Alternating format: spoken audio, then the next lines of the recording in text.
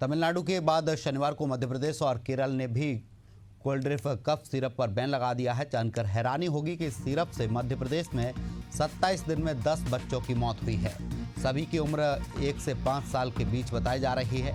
इधर राजस्थान में डेक्स्ट्रोमेथोर्पन hydrobromide cough syrup और उसे बनाने वाली कंपनी के सन्स फार्मा को भी प्रतिबंधित कर दिया गया है।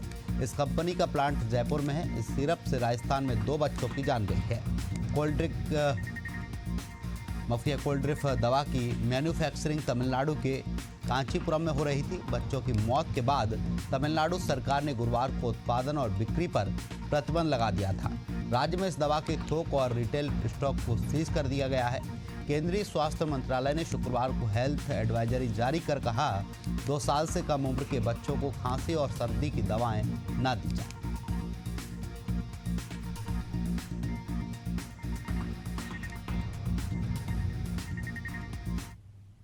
कल की जो हमारी एक बच्ची की डेथ हुई है उसको मिला के अभी तक हमारी टोटल 9 डेथ्स हो चुकी हैं और प्रिकॉशनरी रूप से हम कार्रवाई ये कर रहे हैं कि हमारे पास 1420 बच्चों की लाइन लिस्ट है जो वायरल खांसी जुकाम जिसमें वो ग्रसित रहे हैं अभी तक। इसमें हमने प्रोटोकॉल ये बनाया है कि 2 दिन से ऊपर जैसे कोई बच्चा बीमार रहता है उससे हम सीधे सिविल अस्पताल लेकर आते हैं, वहाँ 6 घंटे की मॉनिटरिंग में रखते हैं।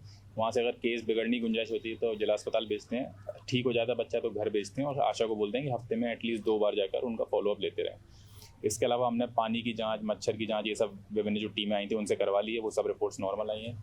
एक सैंपल हमारा नेशनल इंस्टीट्यूट ऑफ वायरोलॉजी गया था तो वो भी नॉर्मल आया, उसमें भी ऐसा कुछ कॉज निकल कर नहीं आ पाया। अभी कुछ पानी के सैंपल CSIR की जो नीरी इंस्टीट्यूट है जो पानी की जांच करती है वहाँ गया हुआ है तो उसकी रिपोर्ट अवेटेड है। जो कोल्ड्रिफ और जो 9 बच्चों की डेथ हुई उनमें से 6 बच्चों से बात हुई थी, जिनमें से 5 बच्चों पर कोल्ड्रिफ की हिस्ट्री और एक पर नेस्ट्रो की हिस्ट्री निकली है। तो उसके हमने सैंपल्स भेज दिए हैं, उसकी भी जाँच अवेटेड है। तो जैसे ही उसमें कुछ निकल के आता है उसमें हम कार्रवाई कर पाएंगे। अभी हमने प्राइवेट डॉक्टरों को एहतियात बरतने के लिए कह दिया है कि यदि मान लीजिए आपके पास कोई भी बच्चा आता है उसको वायरल तो आप कृपया उसे अटेंड न करें, उसे सिविल अस्पताल भेजें, उसे सिस्टम को हैंडल करने दें। जी, अभी जो 6 बच्चों की नागपुर में डेथ हुई है तो वहाँ से जो हमारे पास बायोप्सी रिपोर्ट शेयर हुए हैं उसमें ये समझ में आया है कि कोई टॉक्सिन मीडिएटेड जो है किडनी को इंजरी हो रही है। और जो सर्वे हुआ है, जो हिस्ट्री ली गई है पेरेंट्स से, उसमें ये समझ में आ रहा है कि पूरे बच्चों में 80% केसेस में एक कफ जो कोल्ड सिरप है वो कॉमन आ रही है जिसका नाम कोल्ड्रिफ सिरप है। और पुराने रिसर्च में ये पाया गया है कि कहीं ना कहीं जब फार्मास्यूटिकल ये कफ सिरप या पैरासीटामोल सिरप या कोल्ड सिरप बनती है तो डाई इथिलीन ग्लाइकॉल नाम का कंटेमिनेशन होने की संभावना है।